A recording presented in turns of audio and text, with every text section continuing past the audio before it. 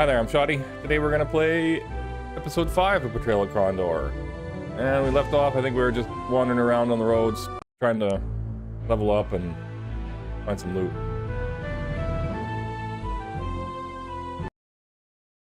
Oh yeah, we finished, the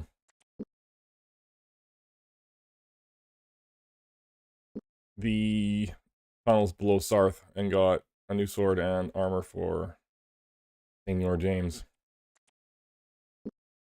I didn't find the encounter I wanted to find. Maybe I'll run into it yet. There's some Nighthawks. One of them has like dragon armor or something like that. I thought they were back on the road, but they might be just north of me around Egley or something. Maybe I was supposed to take the travel from here to here.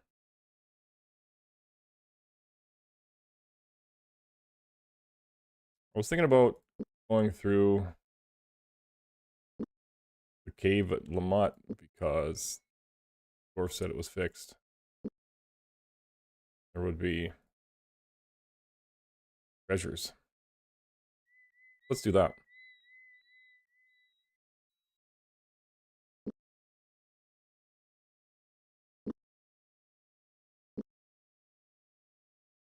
It's a long ways away, but who cares?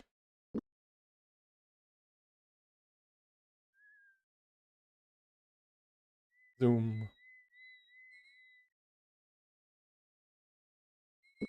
Hello.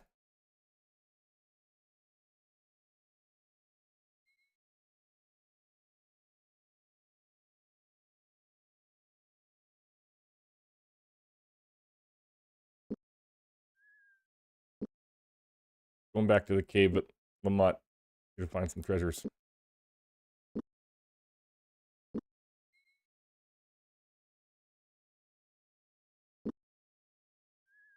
Have anything to sell? Oops.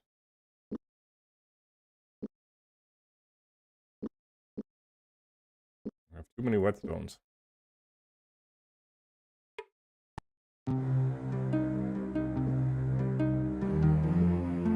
Not one.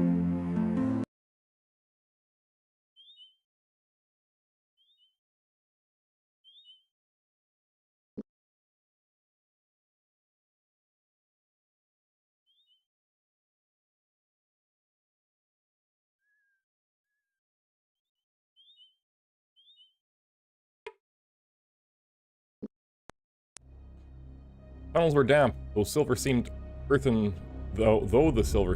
roof had stretched over their heads was tall enough that they didn't have to crouch. James felt hemmed in by the shaft. He was privately thankful the dwarves were larger than they were often given credit for in the legends.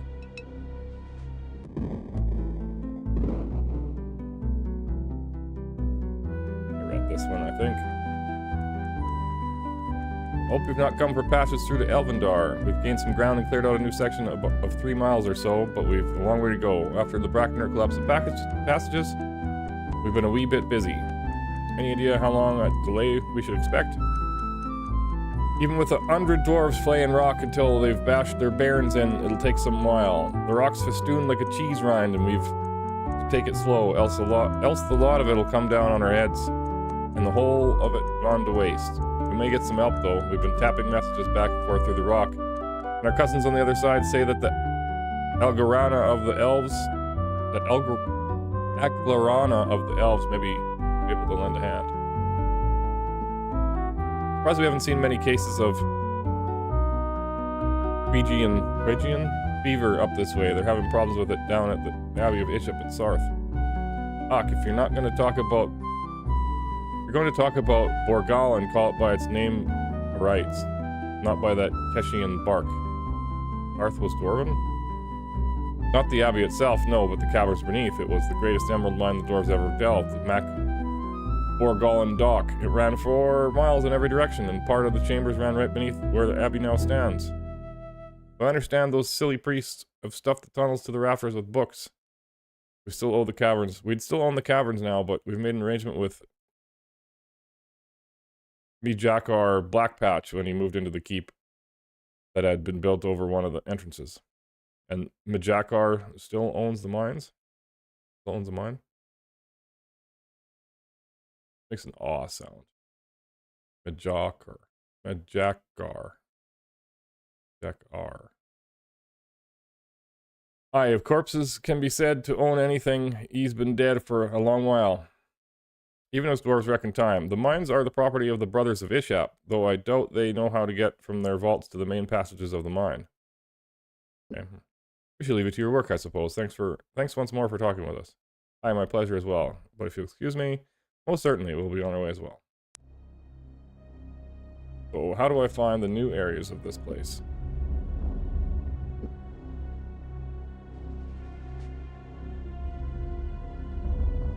Is it a dead end to the right? Still? Yes.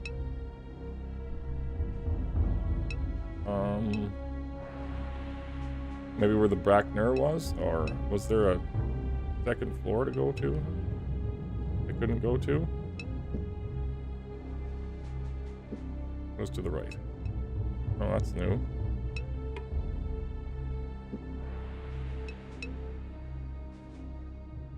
Enemy was not surprised. See how good this new sword works.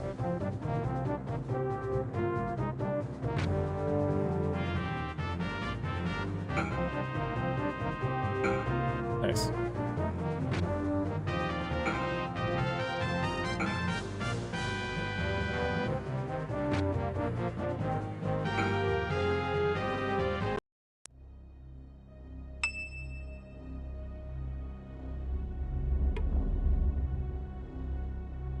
That's the same sword, right? For some reason I didn't think they all had white hilts.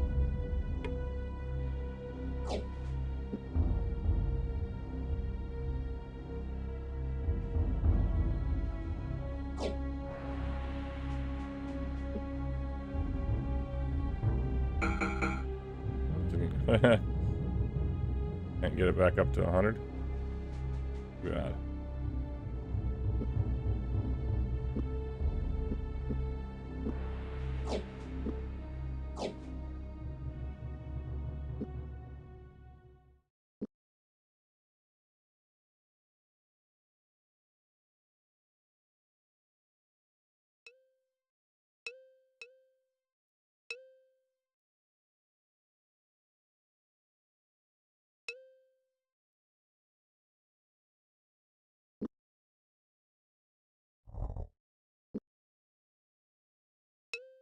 Only one chest in here? Such a big room.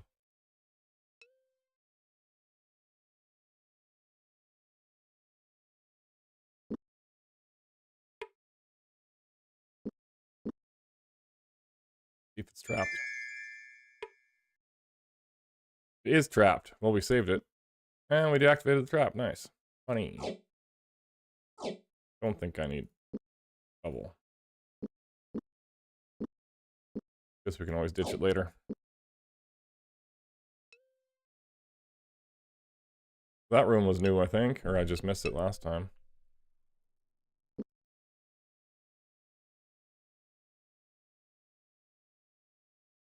This might have been a way down.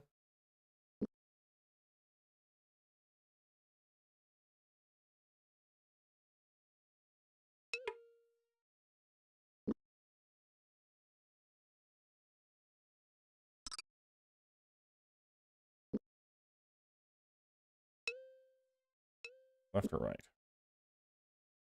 Left is a dead end, so let's try that.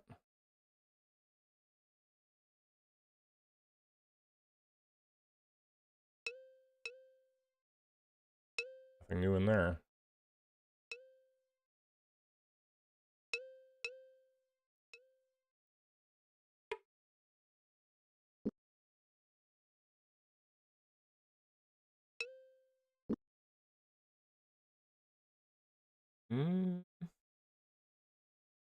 There's dead ends to the right. What the?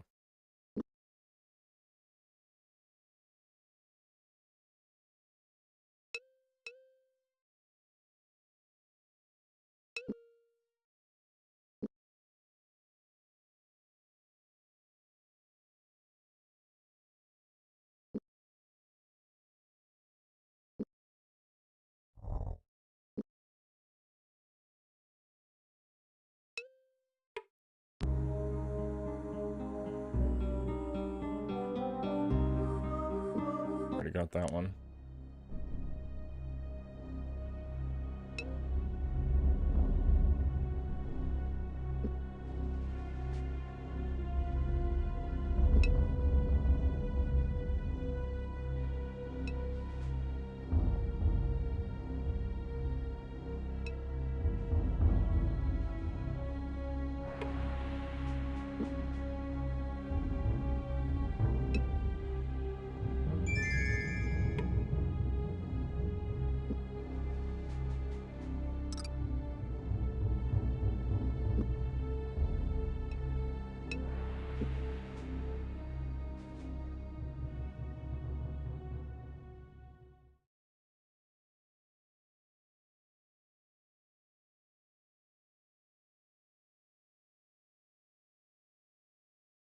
How do you find that place all zoomed?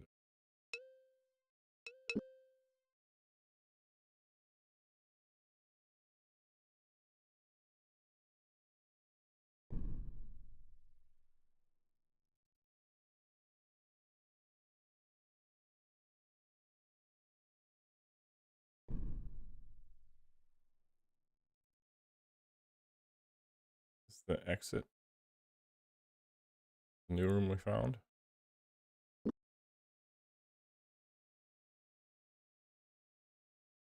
don't remember if I just went down these places or not now. Oh. This was the new room we found? Must be.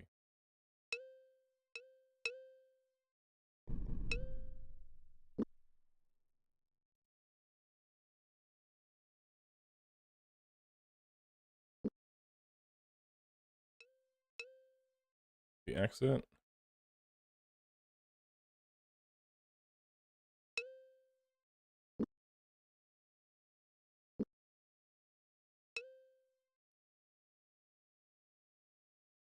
It's the exit. It is. Okay, one more second.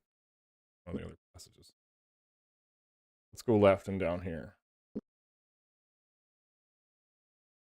We already did.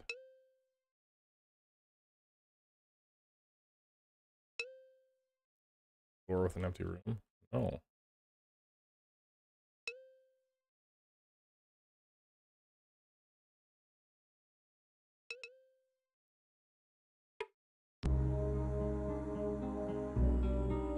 That one.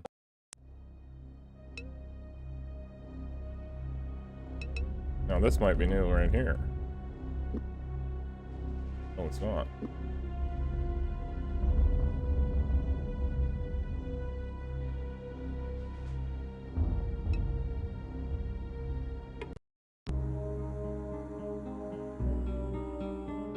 This one is drum.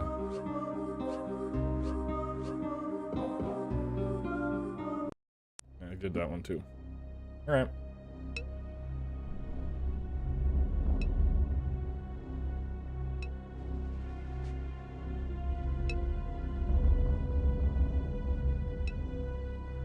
Much for 3 miles of new area.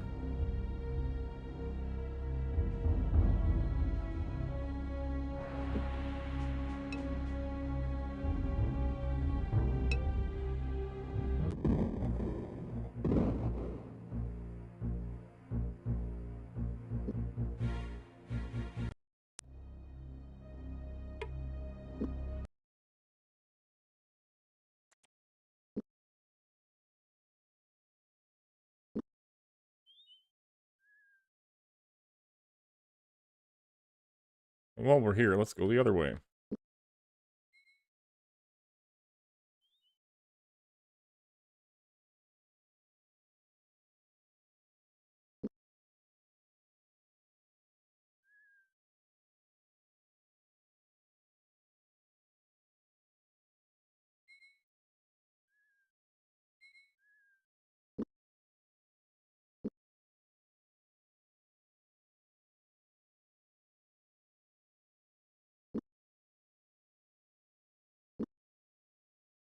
There you go, this road. Darn, I'd have to watch like the whole stream of yesterday to find out where I went. Go somewhere new. Go. Days passed. To the north, the mountains undulated like the scales of a great dragon, sloping ever higher as the thunder hell steps gave way to even more majestic range of the teeth of the world. To the south, the mountains have flattened. To the south, the mountains flattened out, becoming eventually a wide plain called the High Walled, which stretched south and curled at the feet of a minor range of hills. Bad guys already. Enemy was waiting for them. 6 of them. Doesn't miss.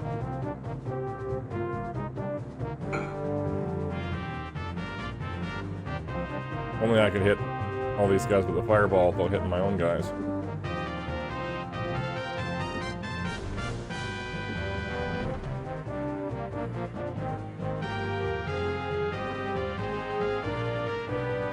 Invisible armor or shields target from damage. Press skin of the dragon for...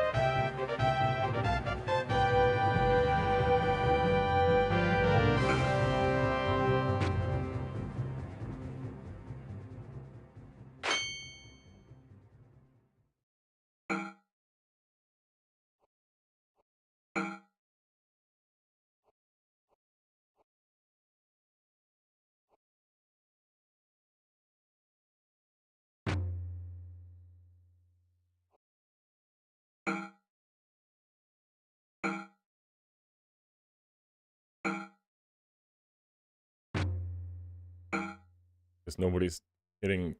Oh no, they are swinging at James. Darn, but Gorth's getting beat. Nice.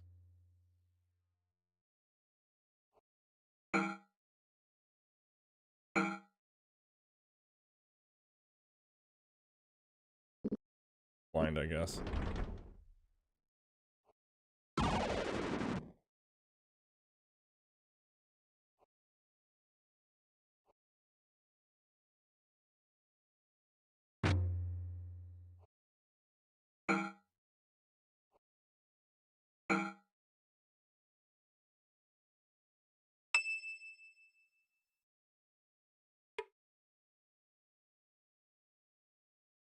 Flame root oil, I think I have one of those.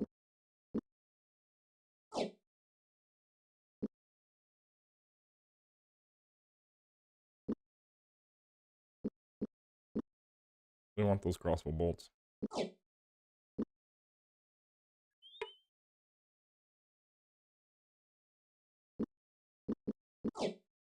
Mm.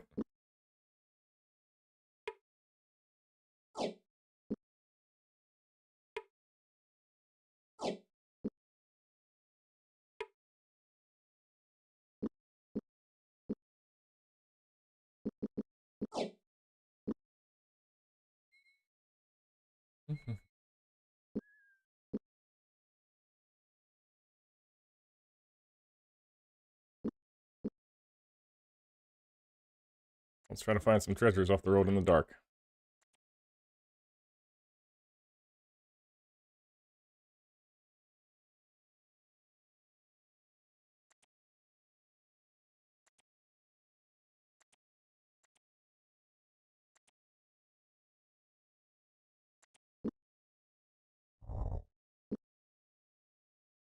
You. It was like, this is hard on the eyes, and then I lit the torch, and this is hard on the eyes. Gorth stopped and bent down to examine something on the ground. After several seconds, he stood and began to speak. There are wagon tracks on the ground here, but something's not right. They look fairly old, but the marks are too thin. Ordinary wagon wheels are about, say, 6 inches. These couldn't be wider than 3. There could be an ambush ahead. If we proceed in the direction we are currently heading, we should do so with great caution. They can't see me under my torchlight. Where are we even facing?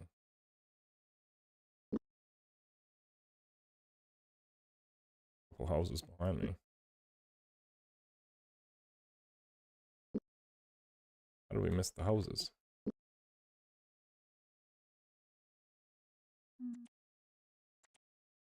Is he looking for treasure off the road?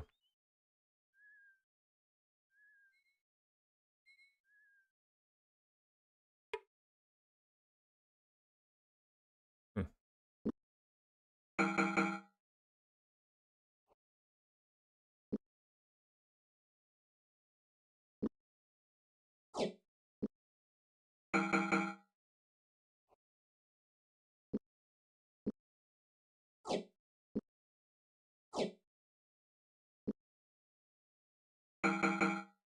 1% better.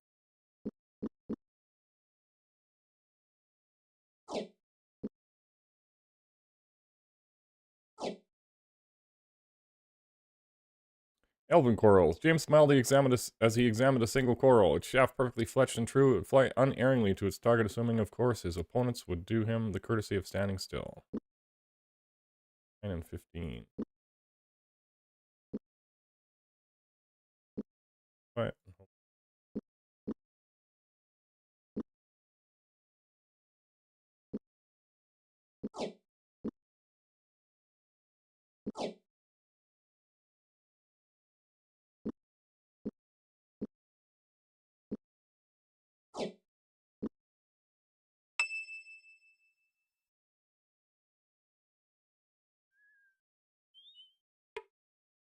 'No one has lived here in some time.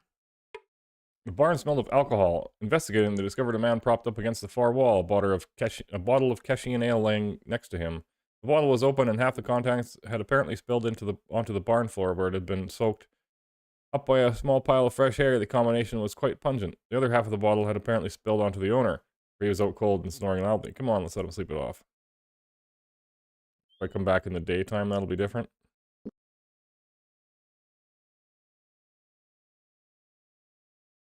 There's got to be something behind this mountain. There isn't.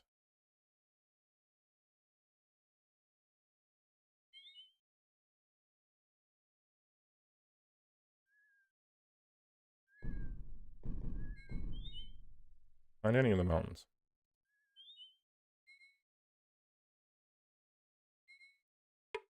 Ashes were cold.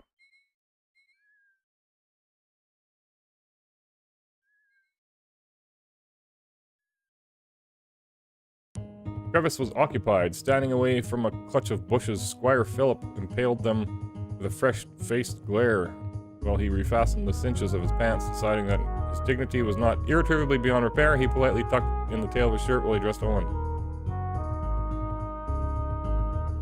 He was taking a dump. Not that I'm displeased to see you, Owen, but you picked an odd moment to show up. Sorry about that. I didn't recognize you from behind, and when we saw you duck into this cup hole, we became suspicious. We had a few problems with the bandits on the roads. I narrowly avoided some myself. Fortunately, they didn't pay much attention to me.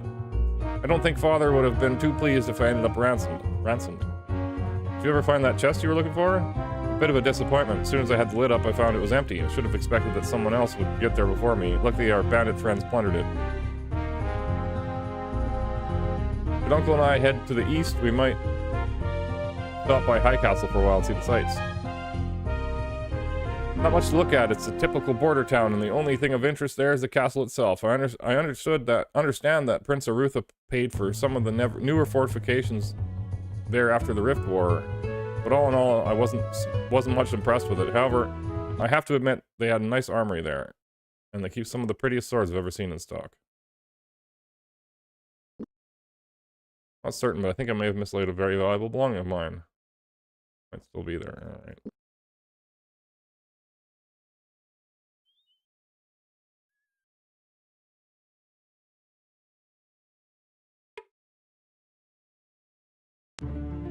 Dalla.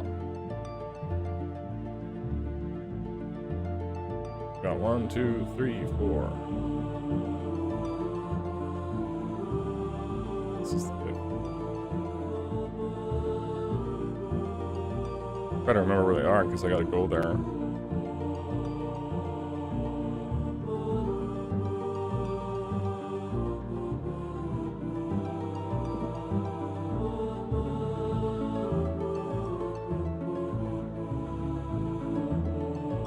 James asked to see the High Priestess. The attendant priest escorting them rattled like a great knight, a broadsword belted at his hip and his head covered in chain link underneath his hood.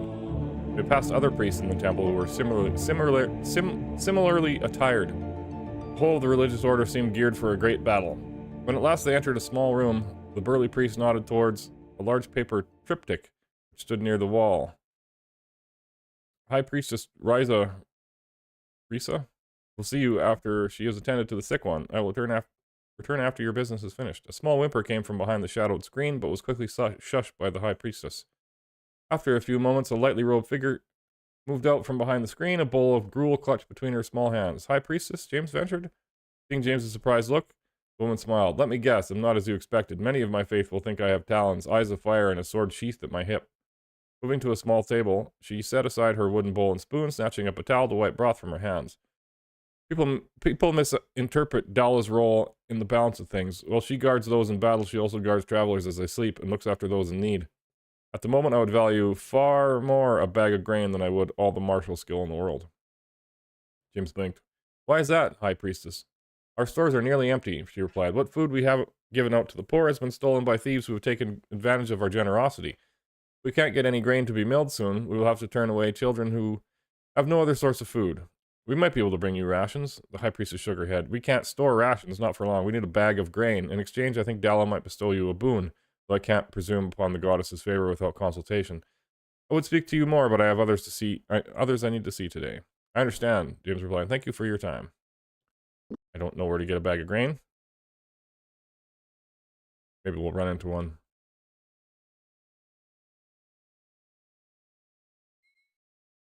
What's that?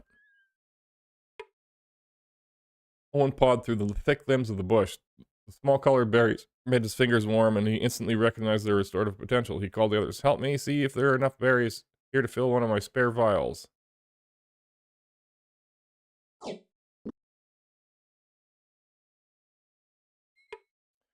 James pawed through the thick limbs of the bush, sampling a dark berry. He nodded to the others. They taste a bit funny, but help me see if there's enough berries to bundle into a small pack. Poisoned.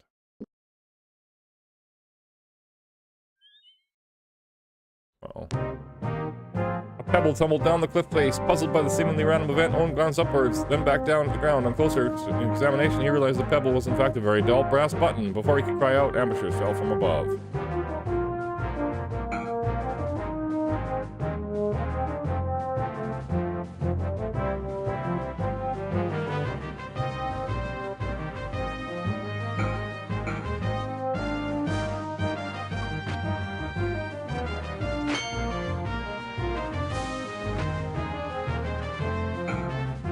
What, that guy's not down yet?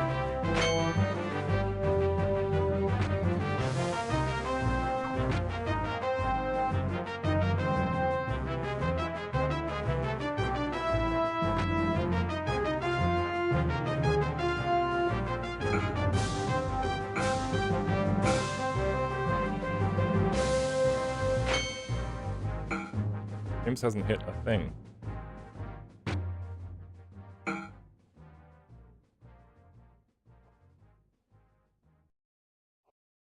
Still hasn't. Ouch. Try a swing. Nice.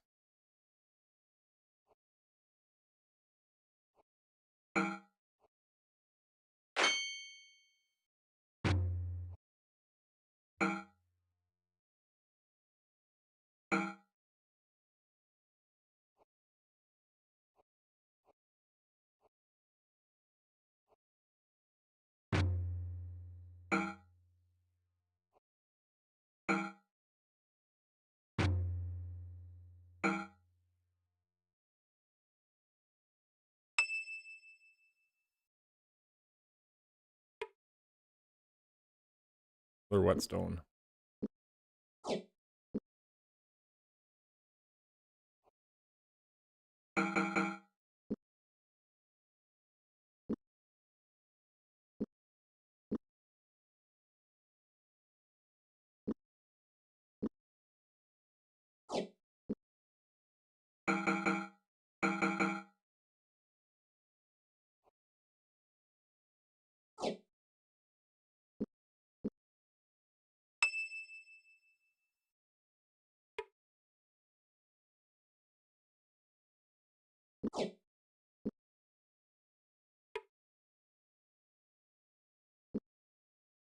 all on top of each other.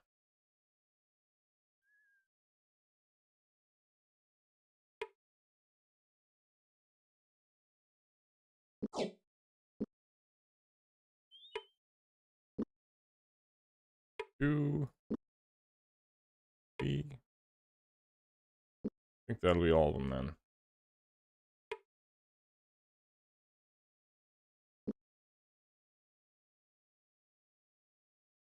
Yeah, this game is fun.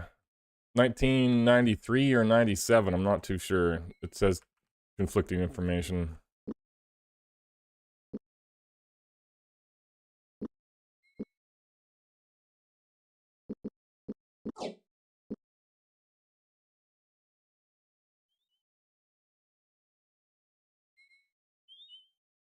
What's the pile of boulders about?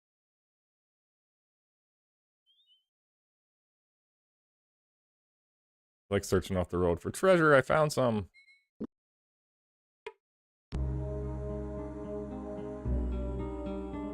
It never was before. It is not now. Fools wait for it forever.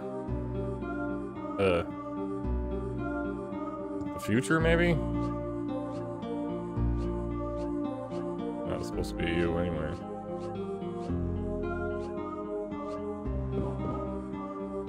See you, Jamie.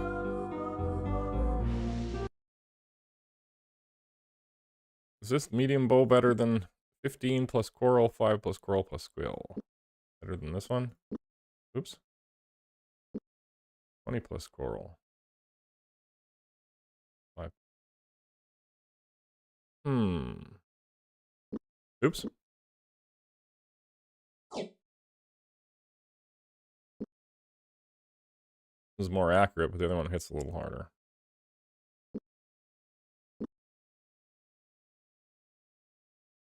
Probably sell it easier than a whetstone.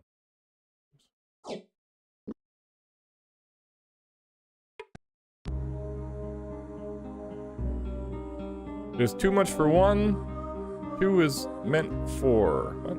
It is too much for 1. 2 it is meant for. But it no longer exists when the 2 become more. Probably it's not the word couple. That would be strange. Oh.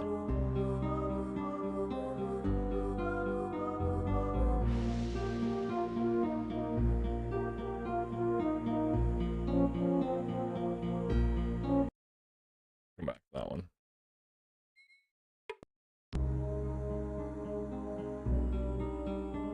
Black when red, or black when bought, red when used, gray when thrown away.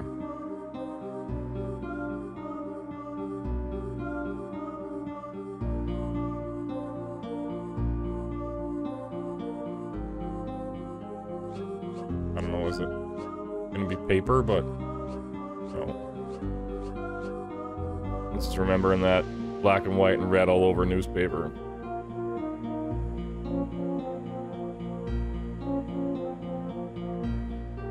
Well, we're gonna have to bust out the notepad because I don't know the answer to these riddles.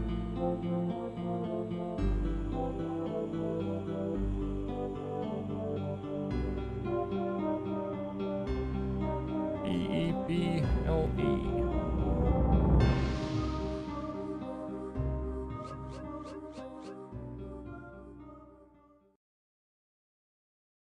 B-H-A.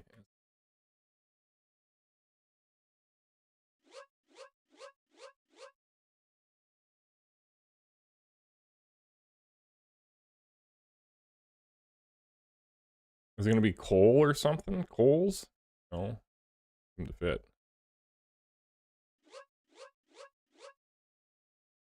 Oh, it does fit.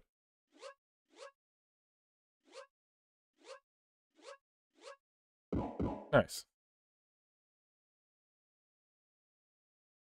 This, I don't know what it does. Can affect player statistics. And we got a different sword here. Hessian Tapir. Feels like something between a machete and a falchion, Boris said, taking a few test swings with it. A good slice with this weapon, you could take off a goblin's head. 20 and 10, 45 and -5. That seems good. I got 25 and 15, 35 and 20 and 10.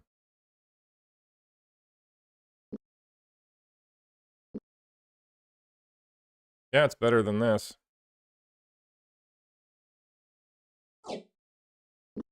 Darn it. I'm supposed to trade weapons.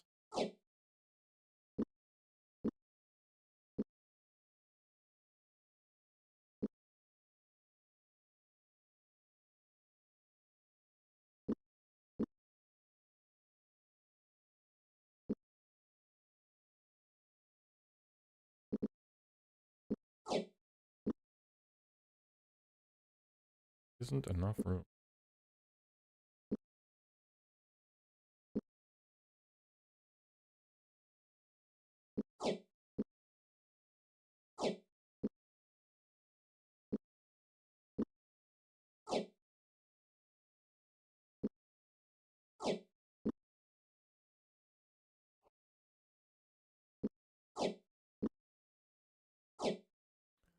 Well, if I look at the skills, does it give me scouting or stealth? Something?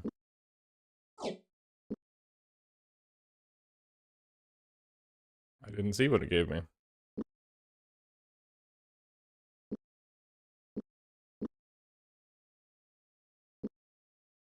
Alright,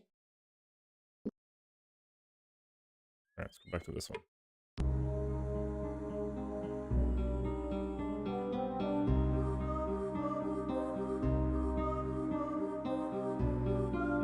Too much for one. Two it is meant for. When it is no longer exists, and two become more.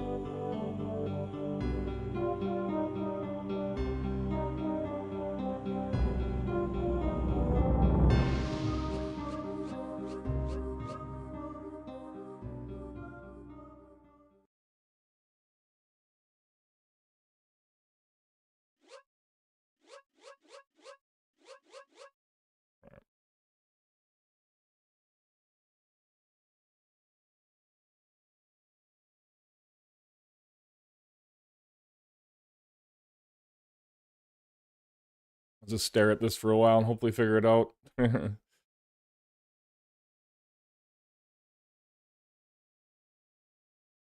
mean, I can spell clocks, but that doesn't do anything.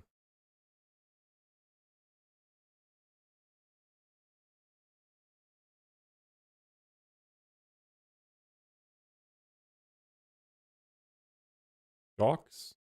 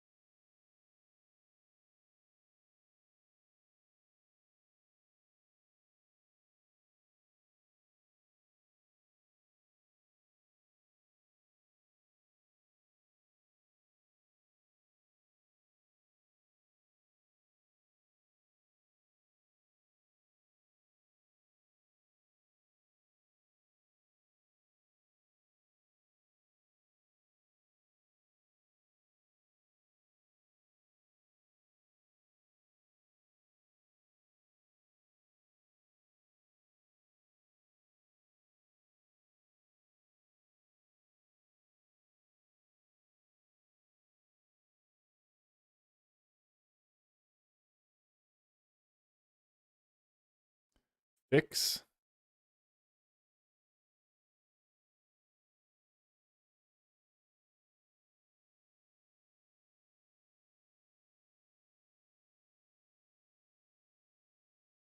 Clicks?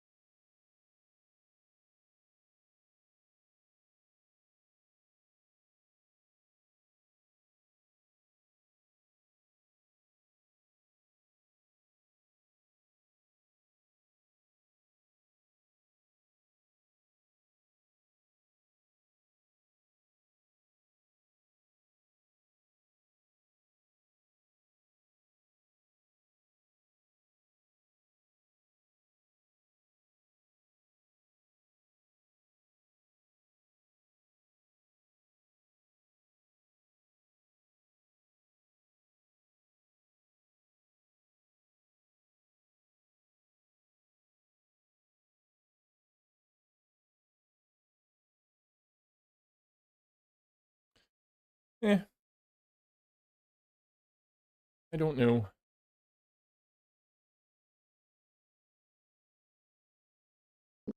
We'll keep it open for a bit. Maybe we'll think about it.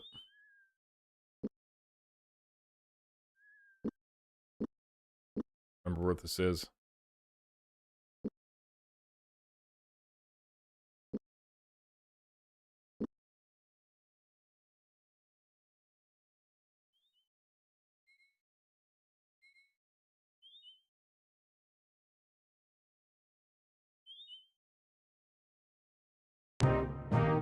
Wandered into a trap.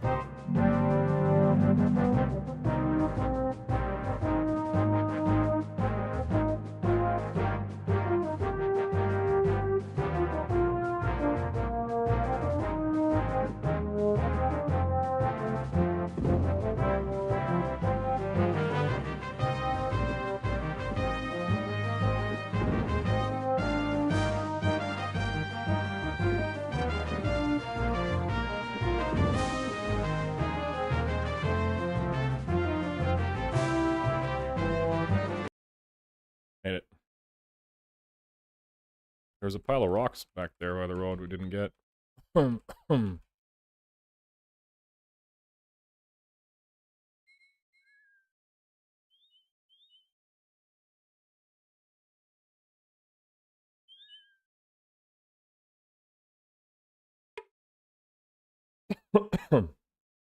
search was futile. Exasperated, James restacked the rocks in a pile, partially relieved that at least there hadn't been a trap of some sort waiting for them under the stones.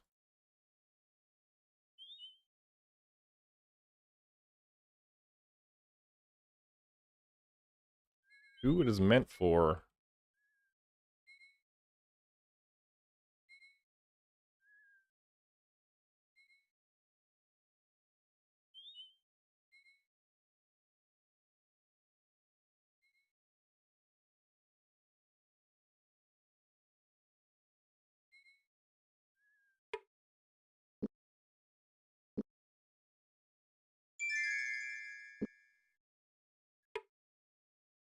Believe it is safe. I don't know if I've seen this lock before.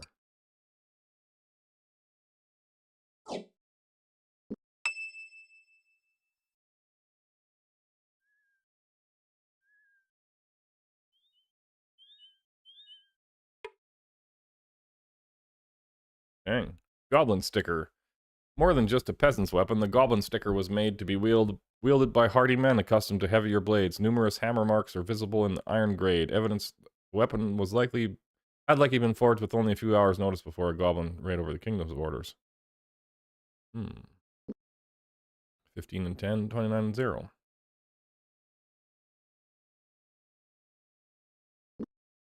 Oops.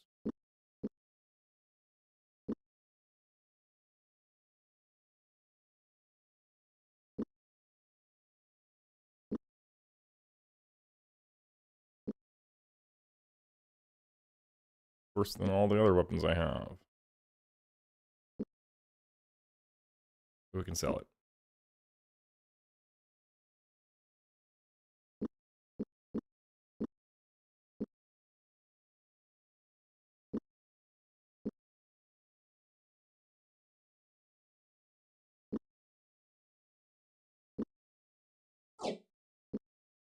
We're running out of room.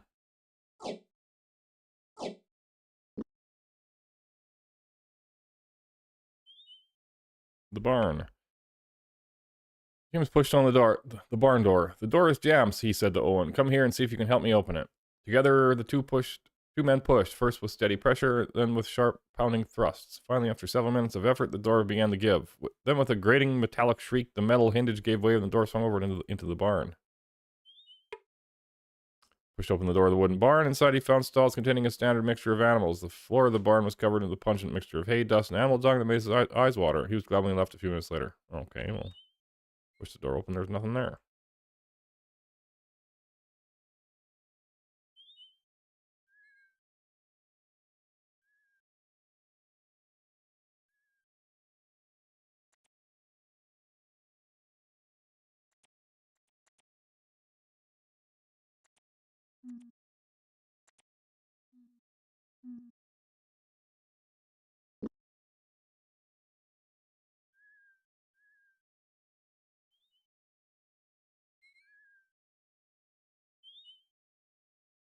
Is the same chest I have found before? Probably.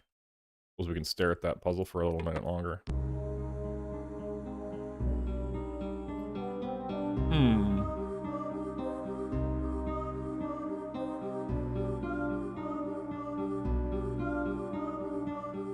It is too much for one. Two it is meant for. But no longer exists when two become more.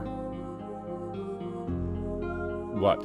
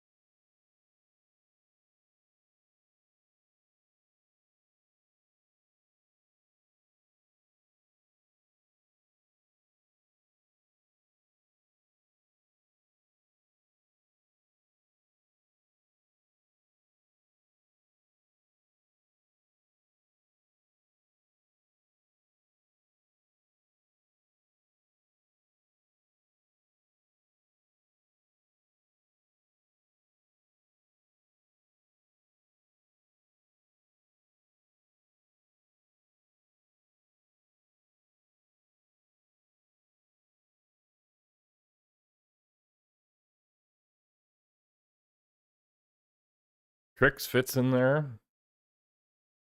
I don't think that's right, though.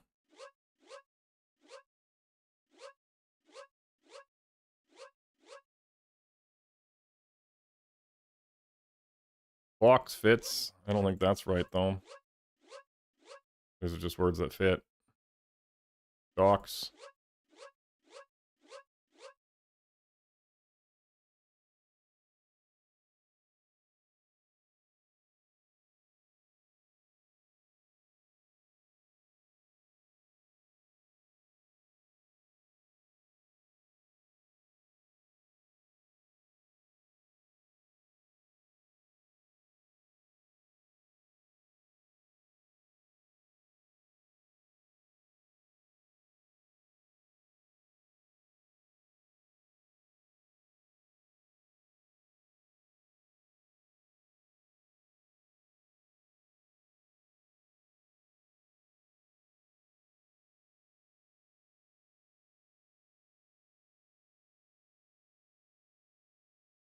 I don't know. A pair doesn't exist, but that's not in there. Couple, pair. Those things stop existing when two become more.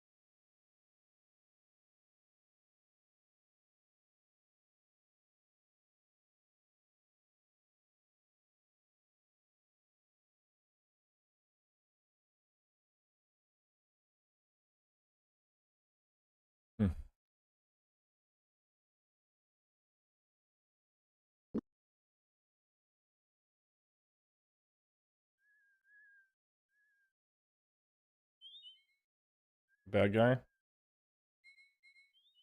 Oh, it's just a tree.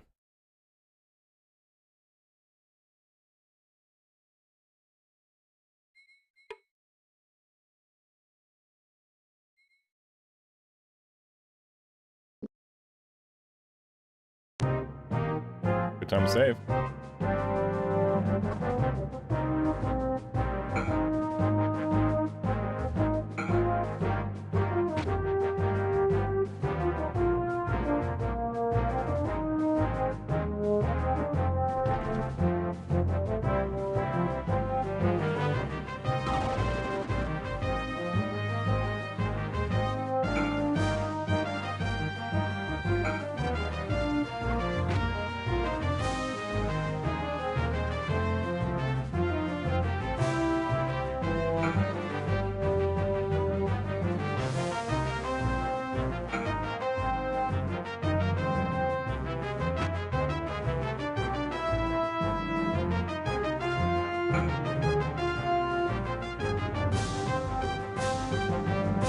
Guy's gonna get away, isn't he? Damn.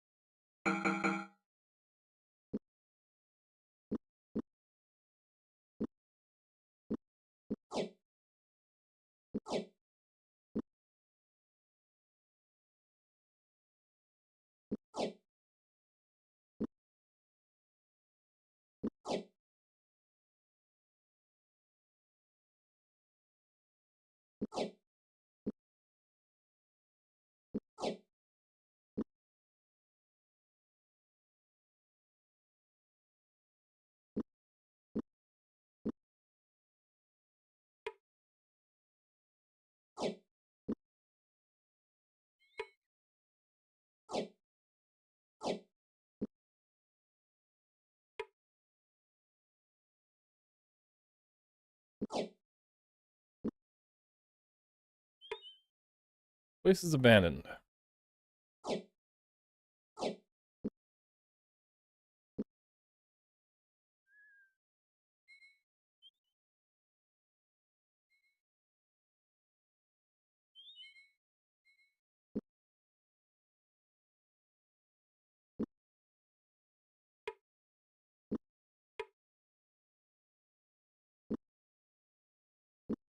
Oops.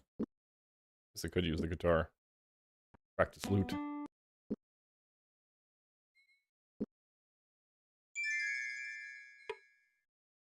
It is safe. Shall we try to open it? Could pick it.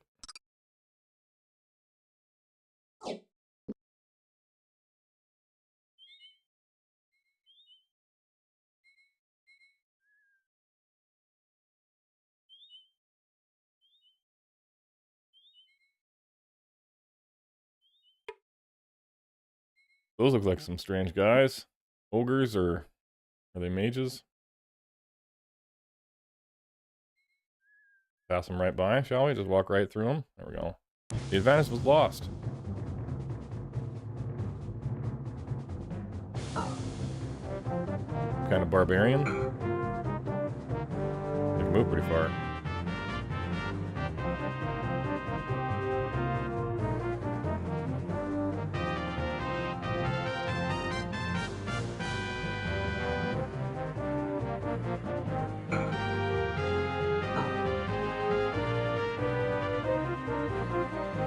What are they trying to do with me with their hands?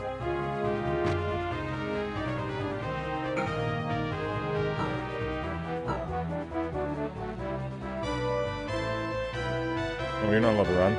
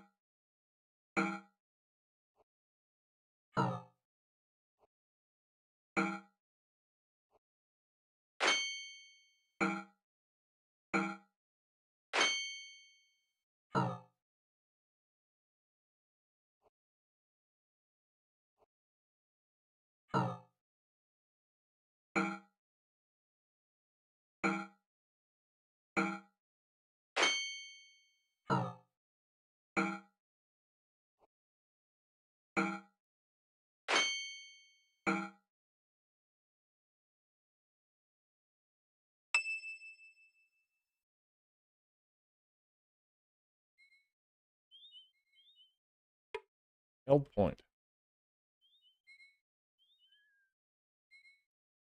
They're both on top of each other?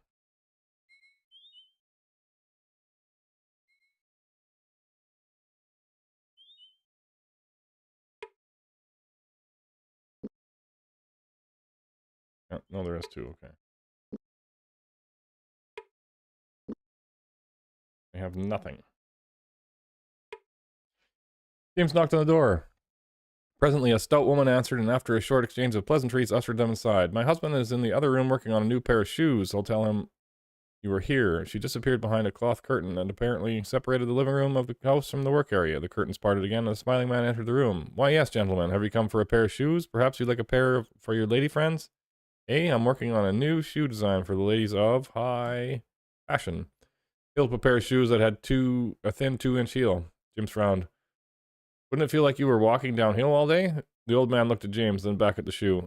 Maybe you're right. In any case, I have some fine footwear here if you're interested. The elves call them weed walkers. You just put them on under your boots and somehow it muffles the sound. Are you interested? Yes. Very good. Let me see if I can find them.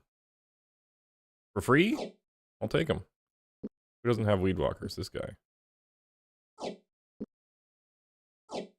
That should increase the stealth.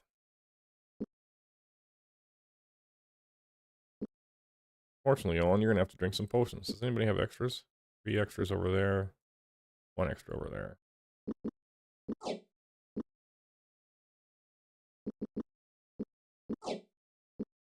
Take one of them. Drink 4 potions.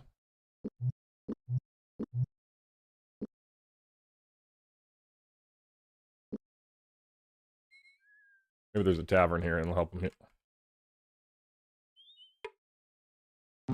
Guts. The lay of the goods store was... I guess that means goods. Comfortably familiar. Arranged in such a common sense fashion that it took only a few moments for James to locate the items which interested him.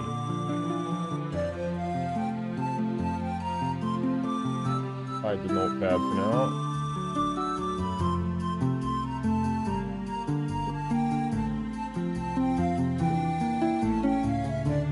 Acts of Shamata Garrison. Spine a patchwork of cracked hide and shiny leather, new pages sandwiched between ancient sheaves of parchment. This book have been repaired numerous times during its long history. Strategies of trading.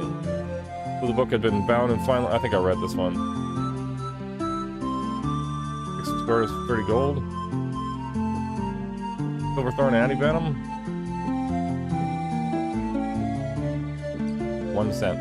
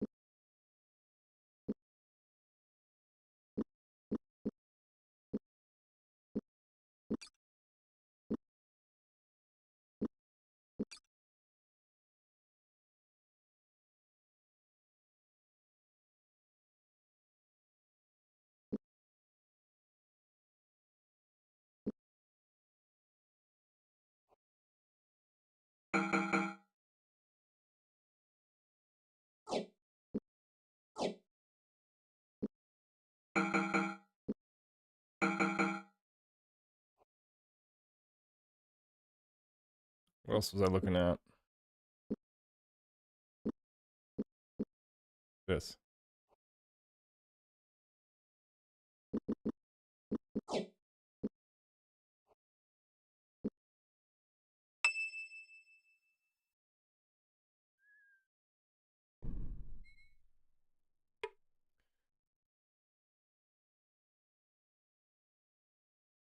I've read that.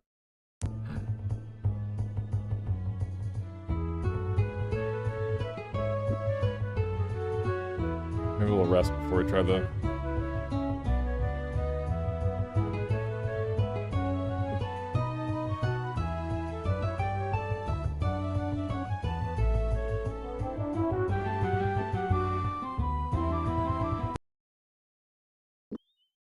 Eat some more herbs.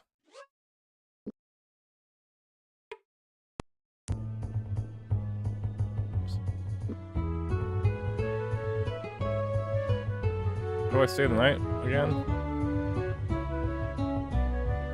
From here.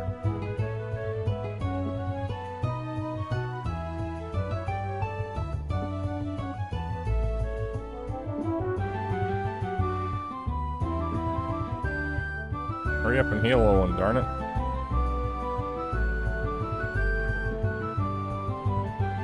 Eat some more herbs again.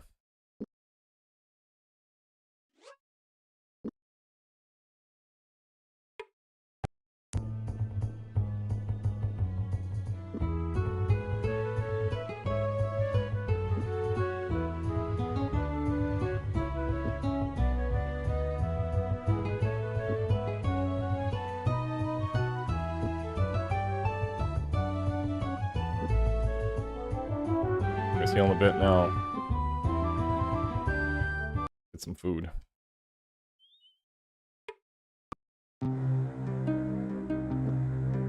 One, two.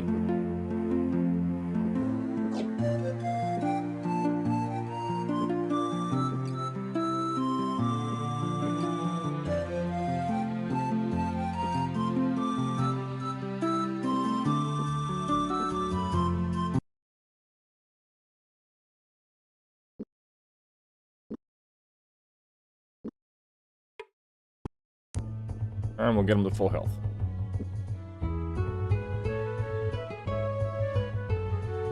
Did he only sleep for like an hour? There we go.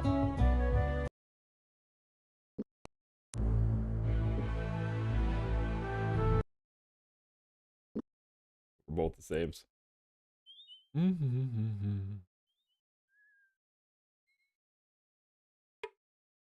want to live here for some time. Oh no, more of those guys. No one's lived here for some time. The man who came to the door was wiping his hand on a stained cloth. Welcome to Eld Point. If you come to buy a pot, very fine quality, the man said with a broad smile. Yes, I'm sure they are, but we are travelers and would have no use for such items. Can you tell us of your town? The man put down his rag, rubbed his forehead with the back of his arm and wrist. Well, there's a general store called Guds and an inn called the Royal Bed. A few houses here and there, nothing out of the ordinary. Why? Shaking his head slightly, James said, no reason, just curious. Thank you for your time, good sir. For a good day. Cool. That did nothing. Right, where's those bad guys?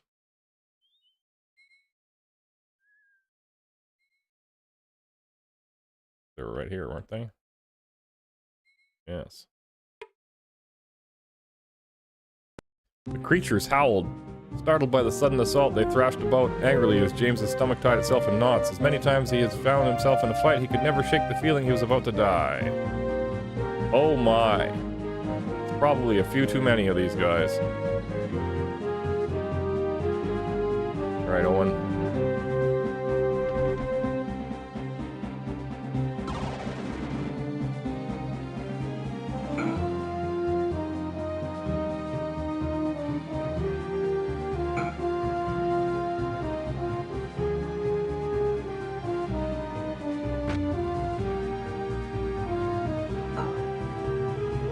You're doing like an eye poke. If I swing at him. Nope. If I swing at him.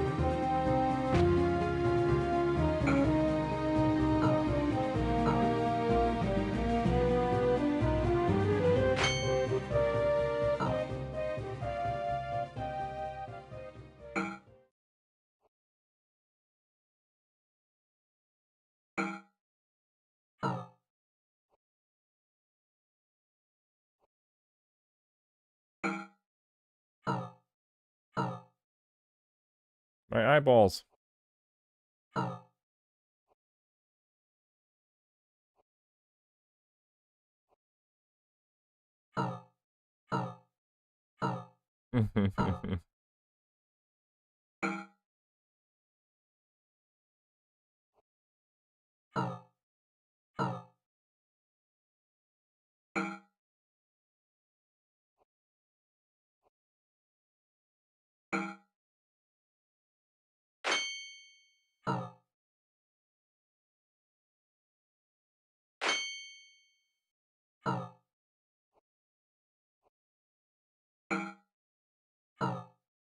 Will also be the first battle I lose, I think.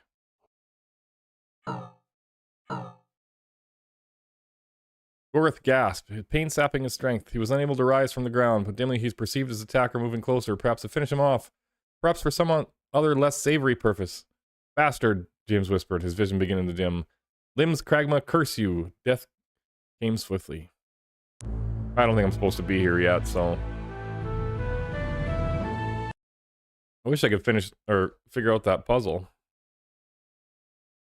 We'll be turning around and leaving.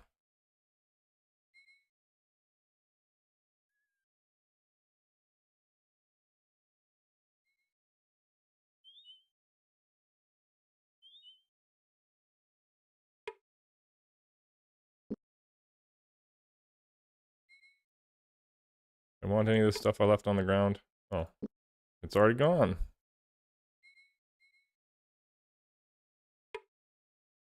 Oh, darn it.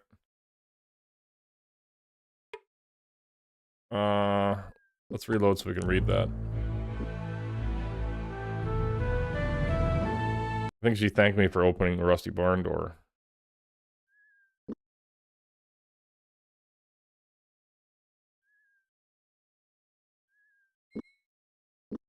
One button. Whatever. A friendly woman answered their knock. She introduced herself as Larissa Halfgate, daughter of Flendel Halfgate. After a short conversation, she further revealed she was on her own and was having more than her share of trouble with a rusty barn door. Slightly embarrassed that they had been so forward as to open the barn without consulting her first, James explained what they had done to finally get the door open. Thank you so much. I just wish I had some way to pay you. Said with a slight scowl. That won't be. James began. But the woman had already retreated to a far corner of the house. When she returned, she handed him a tuning fork, a shell, and a herbal pack. They exchanged thanks, and then she bid them farewell.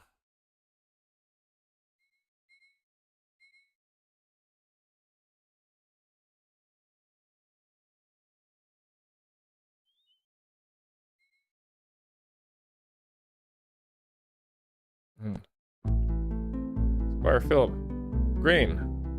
I don't suppose you would know where we could pick up a bag of raw grain. Why on earth would you want any? You can't eat it. You know, or at least not without doing disgusting things to it. Please don't tell me you're developing a taste for pottage. No, nothing so horrible as that. The priests of Dala have had more of the deserving poor this season than they can handle and need grain for the miller. We thought we'd lend a hand. Sounds worthy to me. You might try Haley Betancourt, who lives south of Highcastle Cross. I've done business with him on Father's behalf before. He might be willing to work on exchange. I don't know if that was an audio glitch or nothing. I hear my phone going nuts in the other room, so I think I'll have to check it just in case somebody needs help or something. So I'm gonna give this a quick save.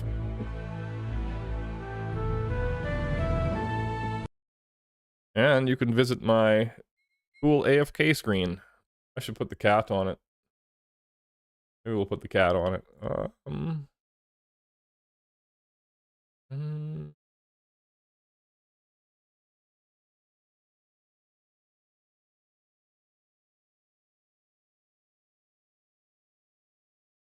There you go. All right, I'll be back in a minute. Thanks for watching.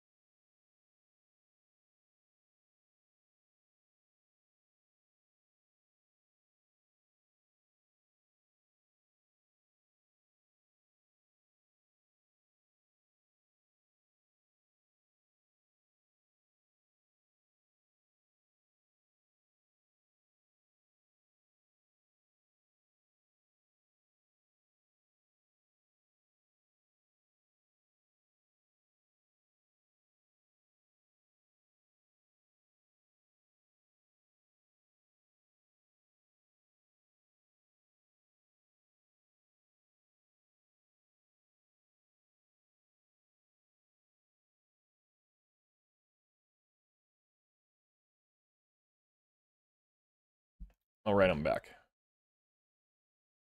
No emergency or nothing. I'm trying to buy, well, I'm thinking about getting a wood stove. One of my friends just texted me, he found a deal on like Facebook Marketplace or something. Thank you.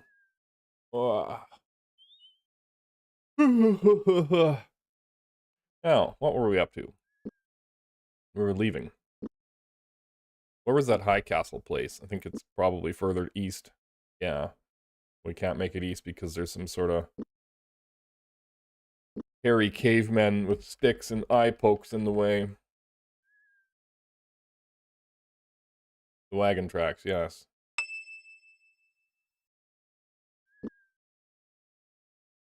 I guess there was some guys. I thought I already defeated them.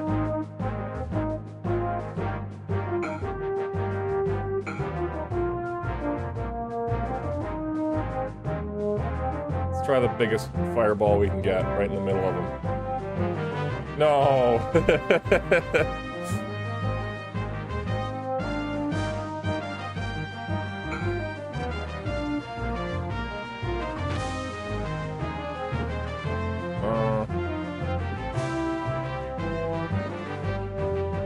Try the biggest fireball we can get right in the middle of them. There we go.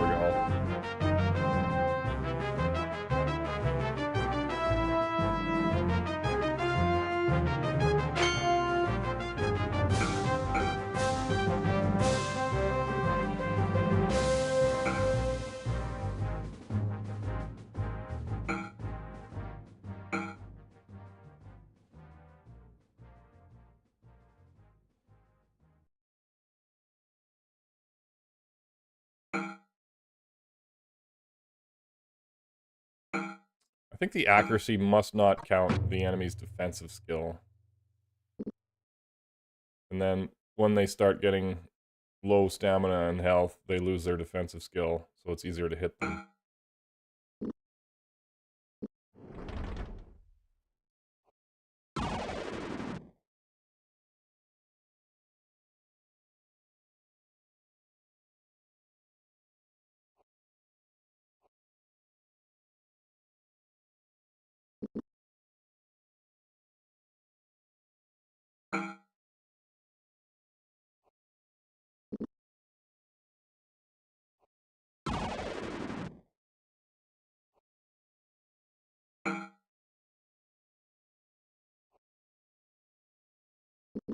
Can I blind him?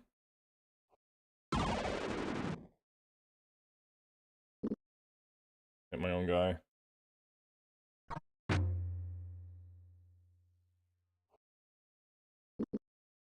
Alright, we'll just lightning strike him.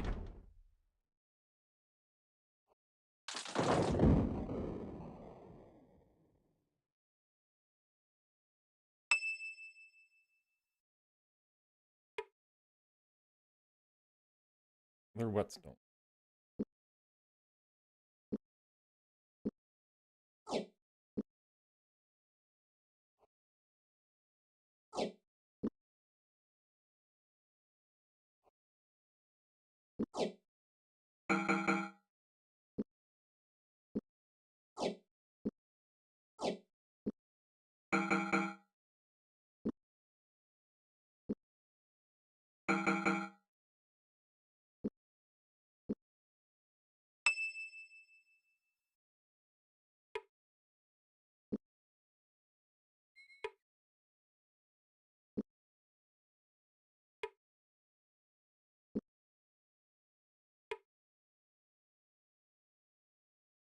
That is snoring.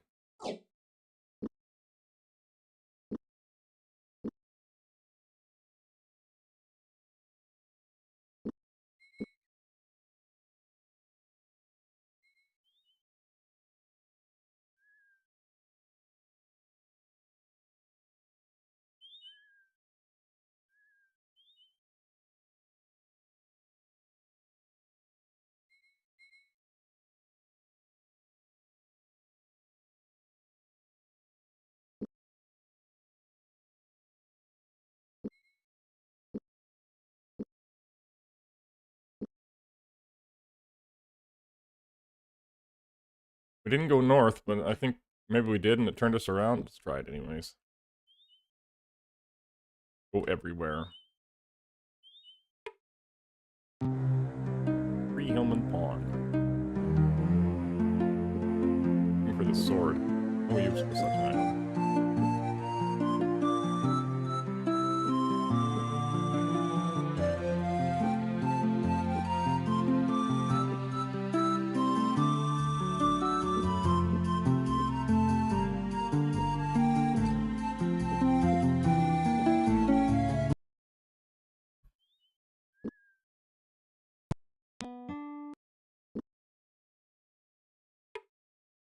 No one's about.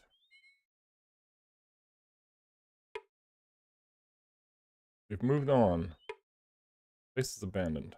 Guess I've been here before. Eerie common room. As if grown from the floorboards themselves, a middle-aged man appeared on the spot and showed them to a table set next to a roaring hearth. Joffrey, owner of this tavern, said with a pleasant smile. Might I interest you in some food today? Sure. Shopkeeper smiled. Splendid. What would you like?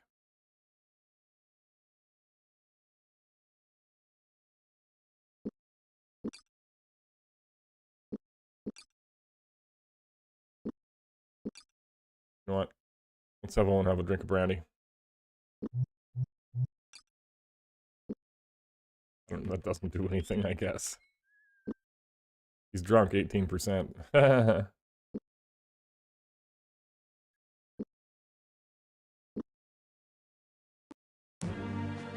They were not alone. Gorth pulse quickened when he saw the lone figure approach. When it became apparent they were not being attacked, he relaxed a bit, squinted slightly in an attempt to see who was about to join them. Okay, yeah, we talked to this guy. Alright, well, still didn't find the, guy with the dragon armor that I wanted.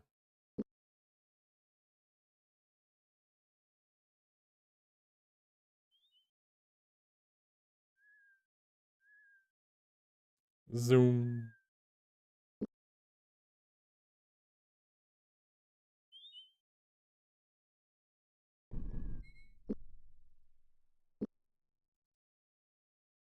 Oh. Thought it was going this way.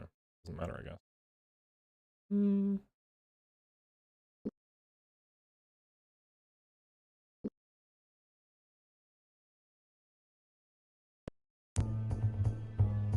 James scrutinized his old acquaintance's disguise. Casually, he noted Isaac still mimicked a convincing limp. His method likely lifted from the style of Krondor's beggars. At his waist dangled a number of purses, each doubtless filled with clinking iron chips that would lead the typical traveler to believe him a businessman, but James was far from typical. Squire James, have you traveled all this way to unmask me once more? I don't remember talking to this guy yet. That was 11 years ago. You were an imposter and we were facing threats against the life of the prince without knowing who you really were. I couldn't conscious DeLacy placing you within striking range of Arutha and Anita. No matter, as fortune would have it, I've fallen on better times than you might imagine. I conduct my own business, go about my own affairs without the concern of the state. Without the concern or in spite of their concern, Isaac. I have heard grim rumors of you. If there are rumors of me, they are spread by my competitors. I assure you, noble seigneur, that I am entirely at the disposal of the kingdom. May I be of service to you? Perhaps. For whatever reason, someone has gone to a great deal of trouble to make certain we stay clear of the eastern side of the Orsanes. That must be a river, I guess, maybe? We found traps on the road leading east. You assume those traps were laid for you. Perhaps they were laid to prevent someone in the east from slipping west. I can't see any real advantage in keeping someone out of Hawk's Hollow or L'Oreal, but I can see a very definite advantage to keeping someone out of Lamont. I think you would be better advised to move south and west, away from whoever is laying them out. Just returned from a military assignment. It's imperative that I get south as soon as inconspicuously as possible. And are there any places you think we should avoid? At all costs, you'll want to avoid the road from Egley to Tanniers. There's a festival to be held in Egley, and it's likely your elven companion would be spotted right away. What makes you think we're off to Krondor? Elves don't come much out of Elvendar, and they are even less likely to travel in the company of a boy and seigneur when they do take to voyaging. Whatever you three are about, I assumed it must involve the good of the kingdom. Krondor would be the only logical place for you to go. Did you by any chance purchase a ruby from Kiefer Ales Cook in L'Oreal? He told us he sold it to someone named Isaac, and the description he gave us sounded like you. Why? What do you want? You want to buy it from me? It's not like it's the only ruby in the world, you know. The ruby he sold you was stolen from a Serrani magician who was passing through Lamont. The garrison would like the stone back. We were hoping we could talk you into at least returning it to Kiefer to get your money back. Sorry to hear about your dilemma, but I have no idea the stone was stolen when I paid Kiefer's price, and I have my own little problem. I need the stone so I can pay off a sword crafter and get my blade repaired. Can't you pay him with gold? He specifically barters in gems, and the ruby will cover my cost plus a little more. I should have enough left over to eat for a month or more. What if we can repair your sword for you? What, here in the middle of the road? Since I don't have a workshop, I don't see we can do it anywhere else. Well, I suppose. My blade is fairly expensive, and I'd hate to see it further damaged. It's conceivable you could do more harm than good. Unless you're really skilled at weaponcraft. Do you really think you're that good? Yes. Good enough. Your blade? Be careful, I paid quite a bit for it. Well, I have to say this. You appear to know what you're doing. It looks much better than it did, and we'll hold the edge. You could cut up a whole of Delacon's moss rangers and it'd still be sharp a month after. Well, it looks as if you've come through on your end of the bargain. Remind me to give you the ruby before you leave. Weapon repair. Where's this miracle-working weaponsmith you were talking about? It might be worthwhile to go and have our weapons repaired. There's a shop in High Castle called the Battleworks. It's a long way to go, but their work is impressive. Time we were going, I would tell you to take care of yourself, Isaac, but we're always doing quite good at that. Never allow your grudges to die, do you? Grudges have nothing to do with this. I simply know to trust my bump of trouble. Someone is trying to fool me. Goodbye, Isaac. I have suspicion we may meet again. Give me the ruby? Yes. The 1% ruby. Awesome. Let's walk all the way back to Lamont before we go any further. Maybe?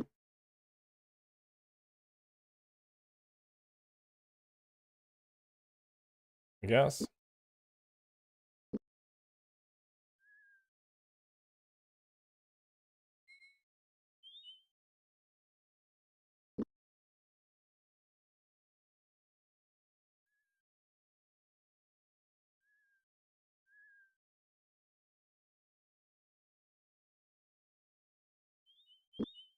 I've most definitely been to that temple, right?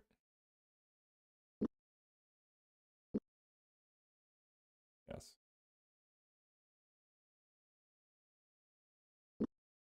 Maybe. Let's just double check.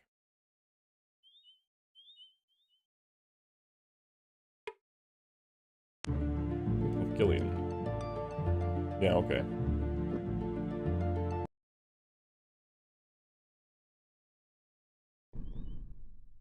North to Lamont. Is or the name of the town. Lamont, or is this the cave? It's the cave to me.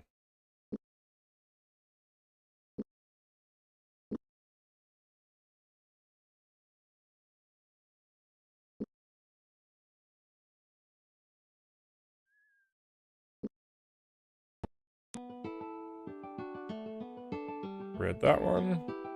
Are you returning McCullough's ruby? Captain Belford greeted them with a smile. What brings you back here? He asked cordially. James drew out the ruby they had discovered, holding it out for Bedford to see the gemstone. Caught shaft of sunlight, splashing the walls with thousands of twinkling red spots. Are you returning McCullough's ruby? Asked Belford. Yes. James handed the ruby to Captain Belford. I'm glad you found this, he said, placing the gemstone in a small velvet lined box. It will be good to get McCullough off my back. I've sent so many men out looking for this blasted thing, there's hardly anyone left in the garrison. He retrieved a pouch from the locked chest in the corner of the room. Here you are, 100 gold sovereigns. Thank you, gents. James put the pouch in his pack and they left. This guy only buys, like, bow things, I think. This. This. Take one of these. Alright.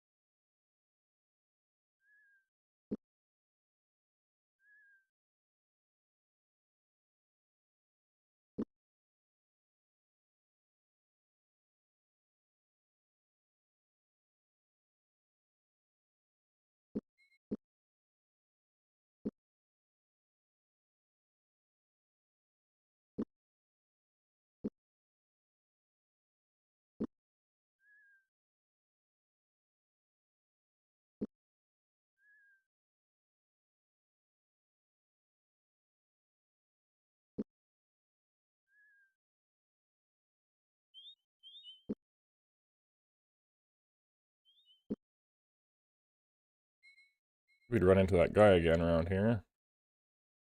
It's off the road. Nothing.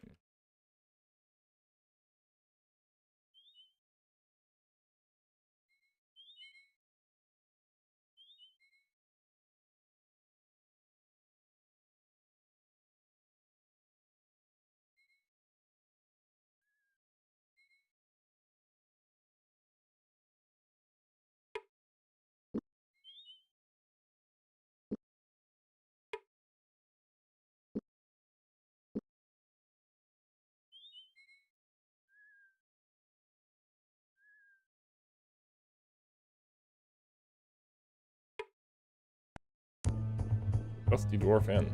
By the bard. Nope.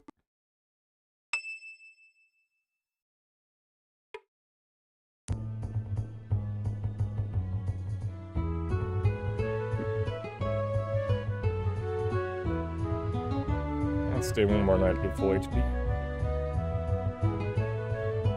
Now let's buy some food.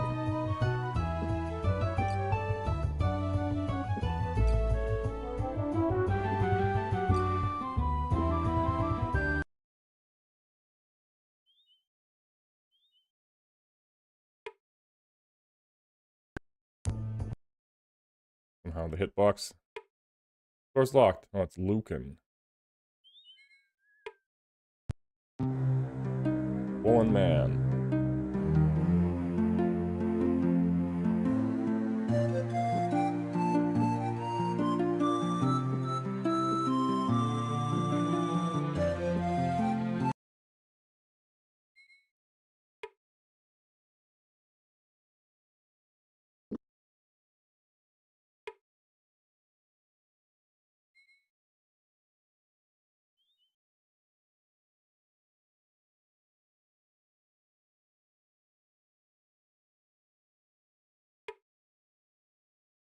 Oh no, Owen cries. Is it really necessary to come back to this place?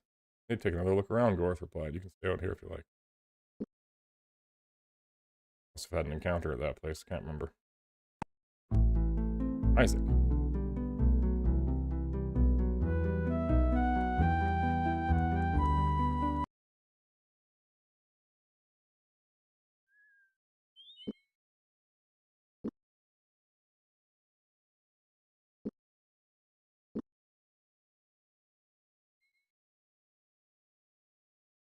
What is with all the off-road roads and nothing at the end? Please don't make me talk to Isaac again. Pass is empty. It's a 2-day journey ahead of the signs to be believed. I think we should attempt it? Yes. The trip was dull, with only occasional cold draft to chill their bones as I moved through the pass. It was a relief to finally feel the more temperate winds typical of the southern reaches of the kingdom.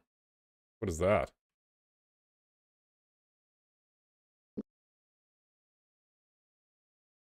Bad guy.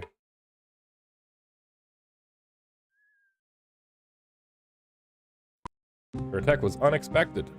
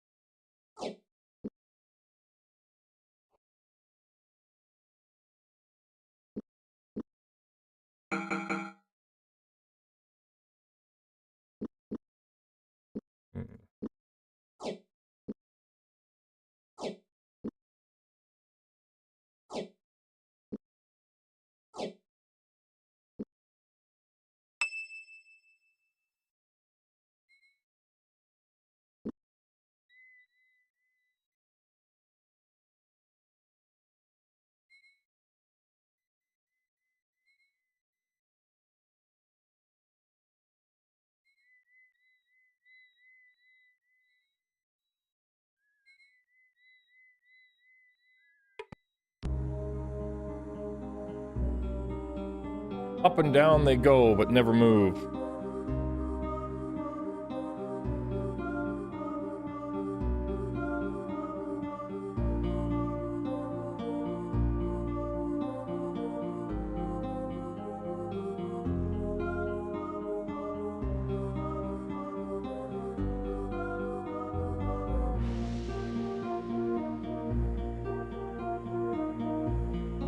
I have to open another notepad.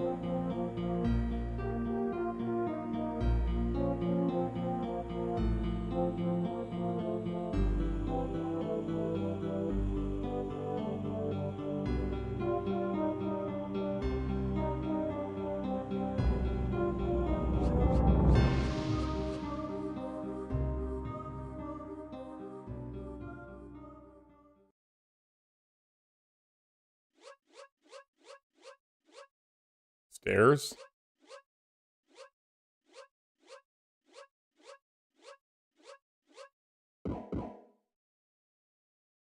Still haven't figured out the other one. 2 is meant for, it disappears when there's 3 or something.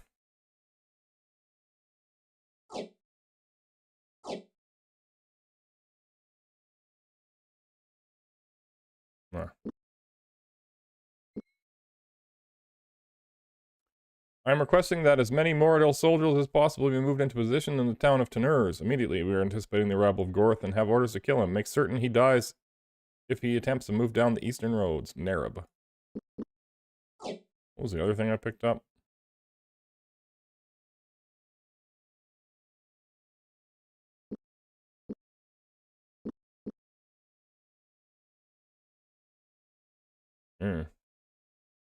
Shell, maybe?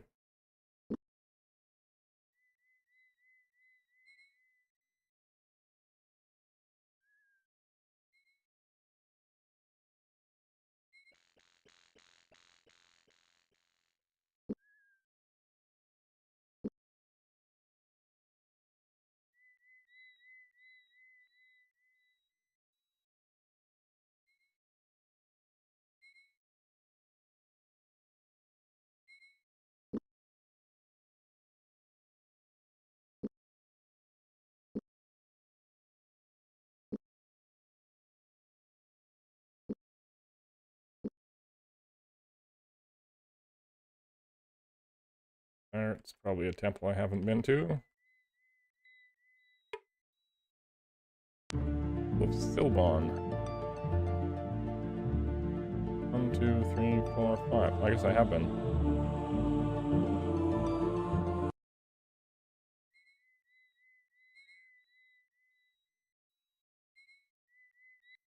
Check this road really quick.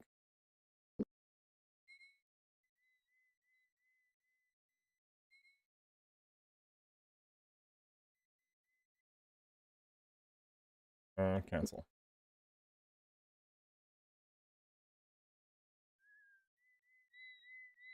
Uh-oh.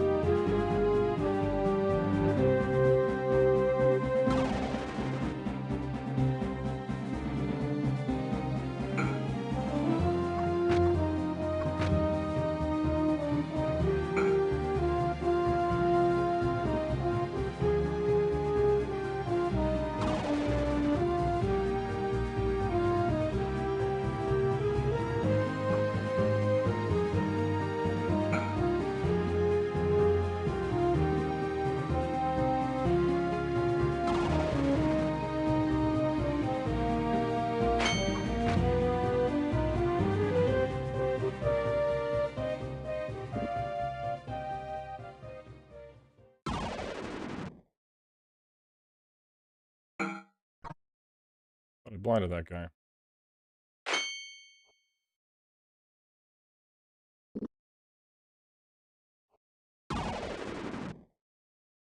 Oops.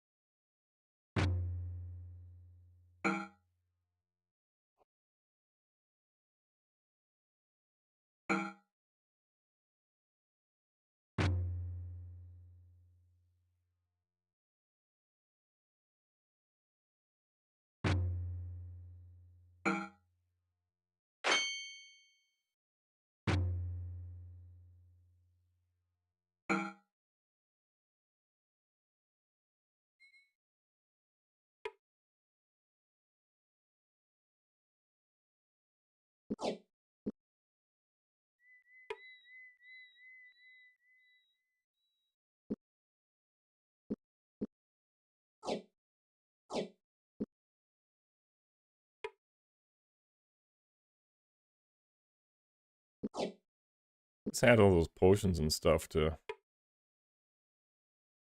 fight whatever those barbarians were.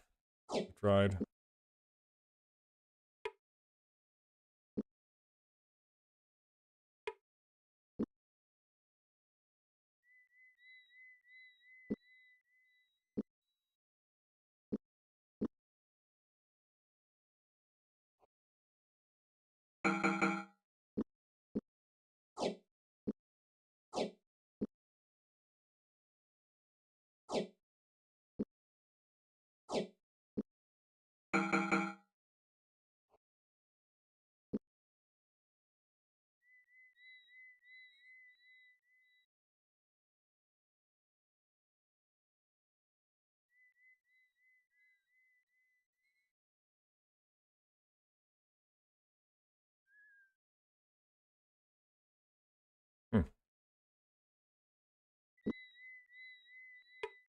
Passage is blocked.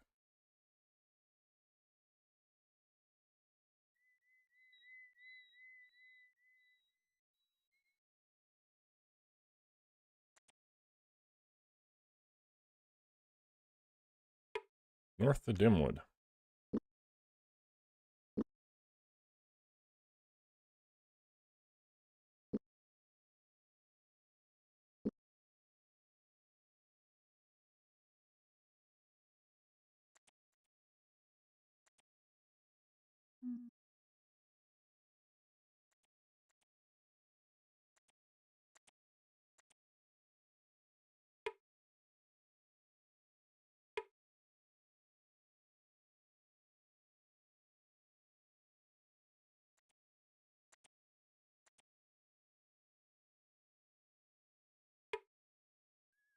East to Egley. Here, let's go to Egley. Need rest. No one. And no. Checked all these houses, I take it.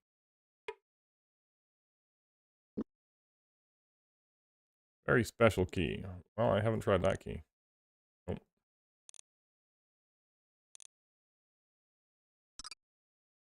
Fix.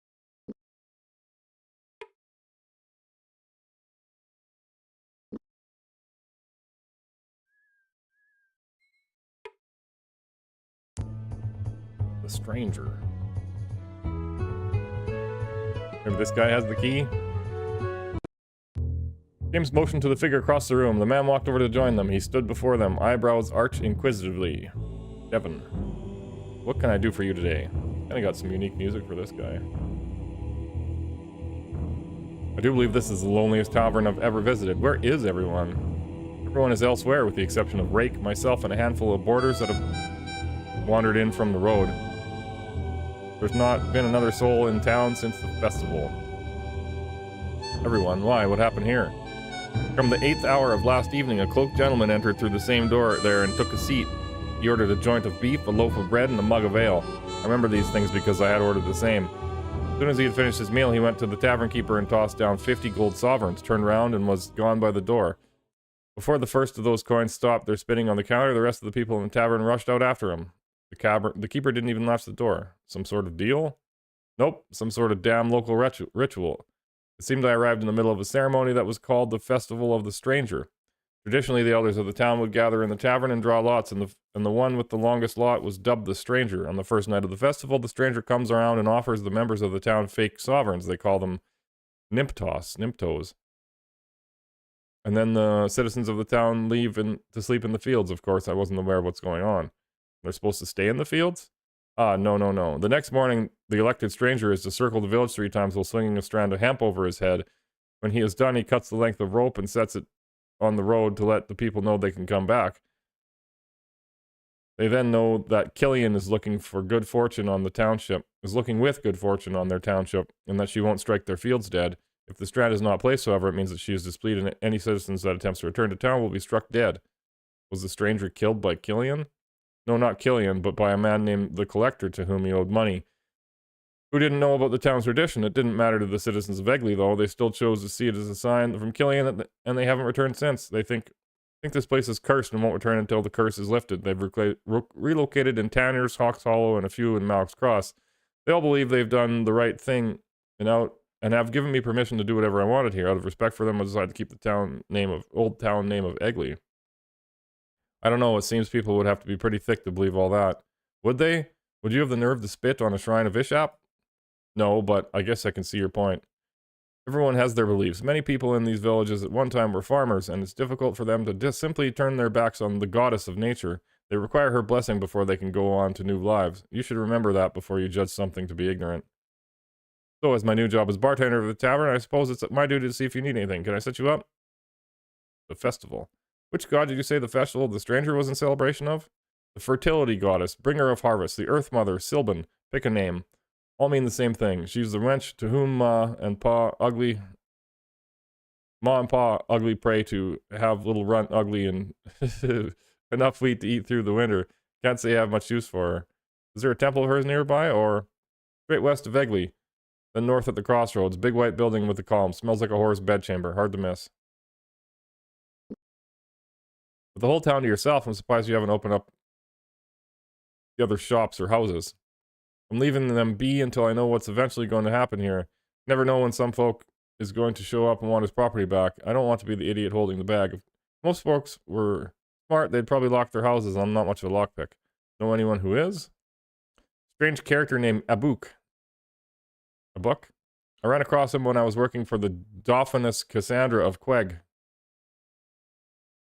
We discovered him once when we boarded a Keshian vessel. After he helped us open a few choice chests of mercantile, we chained him up in the belly of the ship so we could make a present of him to Cassandra. But when we docked in Palanak, all we found in the hold of the ship was a note saying he could never be found in Silden. He could be found in Silden if we ever needed his services. We've never hired anyone else looking for a lockpicking job since. Thank you for your hospitality, Devon. It was a pleasant respite from the travels and the roads. Remember that next time you talk to someone about Egley. Time to start some new rumors. That we will. Goodbye, Devon. How much to stay at the inn? $3. Alright.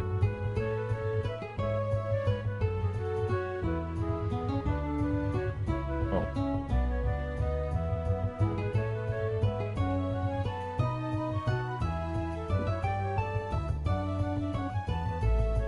Didn't read what that was, but there was some circles drawn around our names or somebody's names.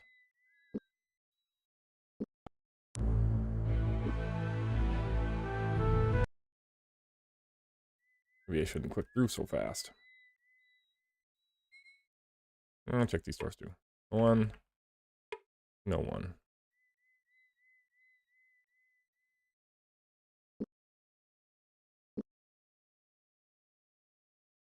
This is Tanner's.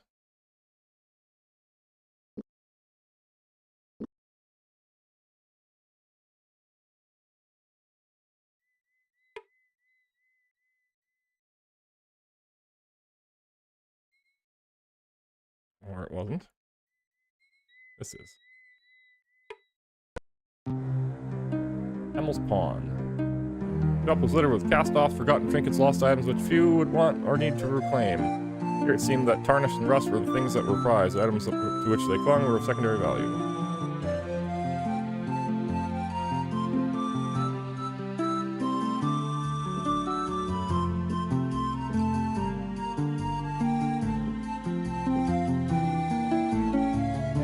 Much for these. No.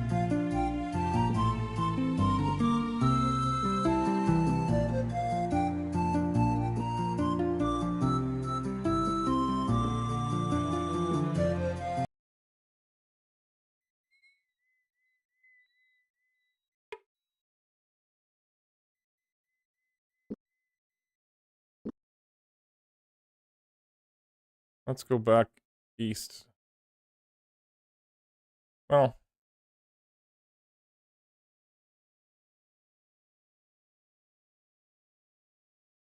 you can take either road.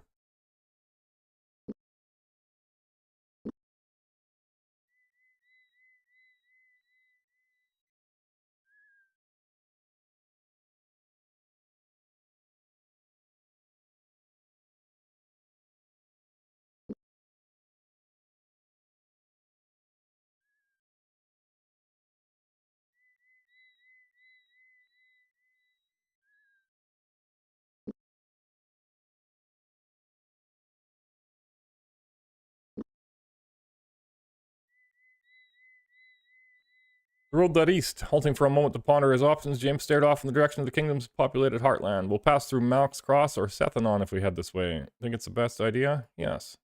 The landscape flattened. Slowly the hills and trees began to thin, far more sparse in the grassy midlands of the kingdom.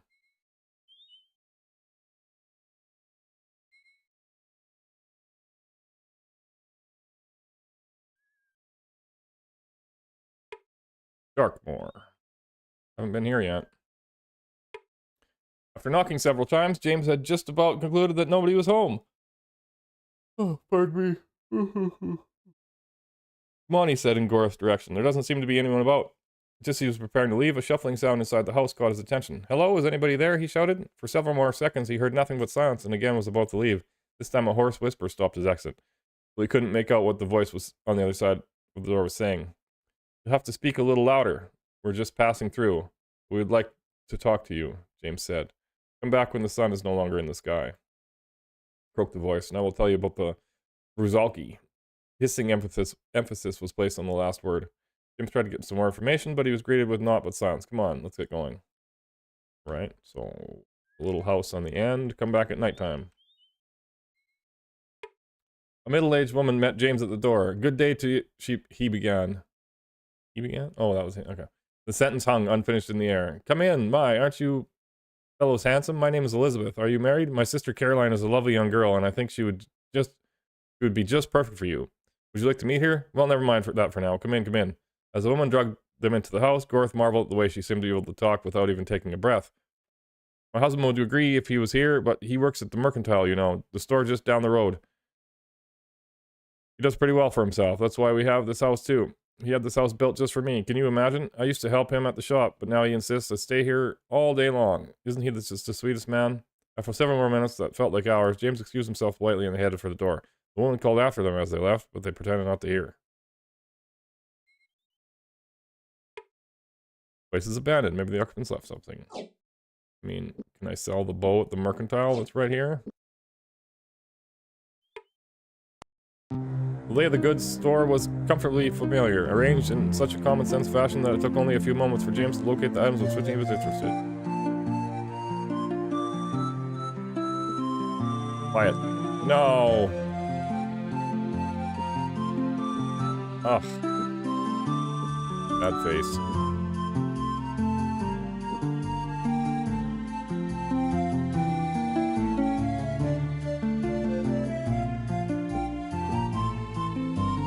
Psalms of Dala. The illuminations inside the book pictured a variety of scenes: a man blocking a sword thrust, the goddess Dala watching over men on the field of battle, mercenaries kneeling in front of the temple of Dala near High Castle. Overall, the text looked more like a religious tract than a manual on battle. Temples, rumor, and weapons. Even with a cursory glance, you could tell the book was rife with spelling errors, apparently much to the vexation of a previous reader. Large sections of the document had been struck through and rewritten in a more elegant hand in the margins of the book. Biffle's bird migrations. Owen grunted, a volume of leaden weight in his hands. Considering the difficulty he had in getting through even the thinnest written works presented to him, he was astounded any writer would actually have the stamina to fill the 1,000 or more pages stitched between book leather covers. The book's leather covers.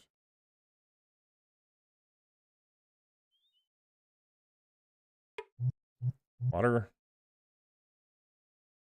So many houses. Place is abandoned. I don't probably need more lockpicks. Or another shovel. 25 shovel.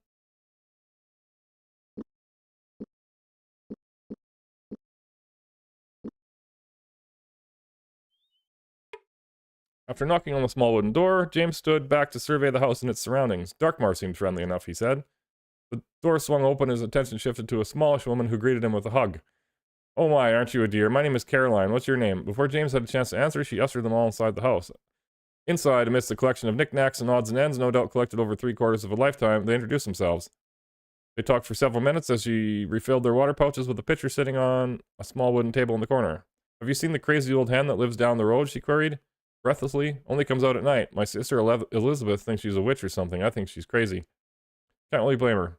Husband and son were both killed by evil spirits, that's what they say. With their pouches full, they managed to work their way to the door. The woman was still talking as she closed the door behind them. This seems like an inn.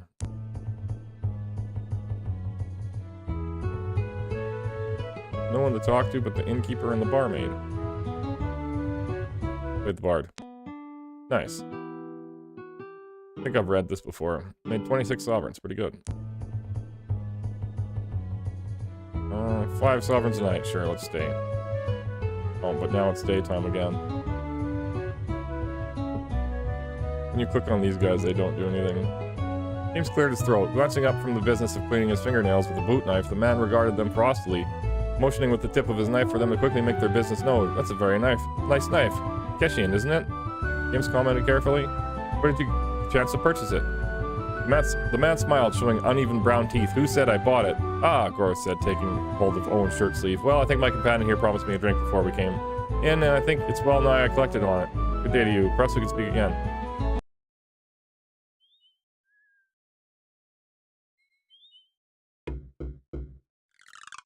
James knocked on the door.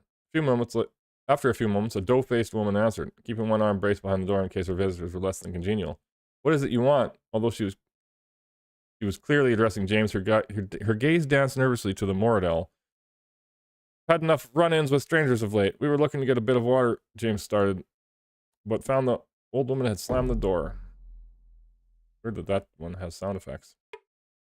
Abandoned. Maybe they left something behind. A peasant's key. Alright, let's go to that one lady. Wait till nighttime, and I think after that we'll have to end the stream. This is the house, I think.